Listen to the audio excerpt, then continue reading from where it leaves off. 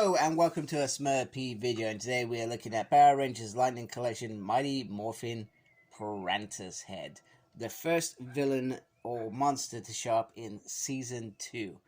And he had a 3-parter episode that he was in, and, no, 4-parter, sorry, it was 4 parts. At least I think it is. And when Lord Zed arrived on the scene, he knew he had to go bigger, better, badder, and that's what he did by bringing Priantishead in. So here is the cover. Looks very, very nice. On this side, you've got Mighty Morphin Power Rangers, which is what you expect, and on the side, you've got a promo shot of him. So let's get him out of the packaging. Wow, and this figure looks absolutely stunning. I've always generally been quite impressed with the monsters. I've always liked them bigger and scarier. Not everybody agrees with that. They all feel that they should have been the same size as the Golda, but I feel like a little bit bigger adds a little bit more menace to them. But they're not going to be the same size as the Rangers in the TV show, because they haven't got people in them. So they can actually be really monsters and do something a little bit bigger. So that's how I look at them. And I think they work very, very well in terms of how they look. But this one looks even more gorgeous. Just look at the colors on this thing.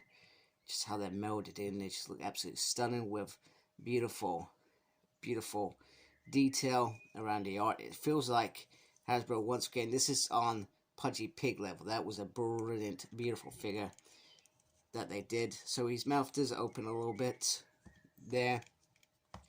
And he's got all these scales. And you got these little bits here that just sort of move around like gills and stuff, which is what you would expect with fish. And then the colors coming back down there. I'm not gonna lie, I can't remember what a Priantis color actually is, whether they are these sort of colors. And then he has a little tail there, which is pretty cool. The fin does come separate, and you just pop it in there as well. This looks absolutely stunning from start to finish in terms of how he looks. Looks really, really good. Really, really good. I'm very impressed with that. So let's look at articulation. Now the head is always going to be a little bit of a letdown, so barely any movement, but that's because you've got this mouth opening piece here, which I think was important, but it's also it is a very, very big head. The arm can go up a little bit. It can go round like that if you curve it around the bends. There is a swivel up here as well, and then a double joint on the arm, and then an up and a down with the wrists. The movement, once again, is in the torso. It does sort of have an ab crunch there, which is pretty cool. He can literally do the whole splits, which is pretty cool. And then with the leg, there is a double joint, and that does come all the way up, which I wasn't expecting. A turny to the lefty and righty, and an upsy and downsy in there. So very, very cool. Now, what made this figure more menacing than others is this figure was the one that destroyed the original Power Swords. Alright, and here he is with the Power Rangers, so you can really see the difference in size between him and Goldar, etc. He's a lot taller, about an inch, I would say. It could be incorrect. And compared to the Rangers, he just looks menacing. And I guess my only gripe with this figure is actually the weapons. Now, even though they look absolutely spot on, the chain is not very big, and it's sort of like a knack. You've got to just slot it in and kind of hope for the best, if that makes sense. And I don't really, whoops, it's all falling down now. I don't really like that.